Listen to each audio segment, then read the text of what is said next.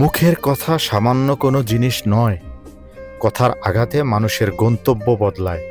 কখনো একটা তুচ্ছ বাক্যই নিঃশব্দে ভেঙে দেয় ভেতরের শক্তি।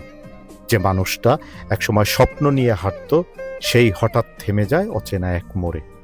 কথা যা শুনতে মনে হয় ক্ষণিকের, কিন্তু তার প্রতিধ্বনি বয়ে বেড়ায় মানুষ সারা জীবন। হাসির আড়ালে লুকিয়ে থাকে না বলা কষ্ট। কেউ হয়তো ভুলে যায় কে কি বলেছিল, কিন্তু যে শুনেছিল সে প্রতিটি শব্দকে বুকের ভিতর পুষে রাখে নিঃশব্দ আগুনের মতো। একটা কথাই কখনো মানুষকে দূরে সরিয়ে দেয়, ভেঙে দেয় সম্পর্কের সবচেয়ে দৃঢ় বন্ধন, আর ফেলে দেয় এমন এক একাকিত্বে যেখানে ফিরে আসার পথটাও আর খুঁজে পাওয়া যায় না।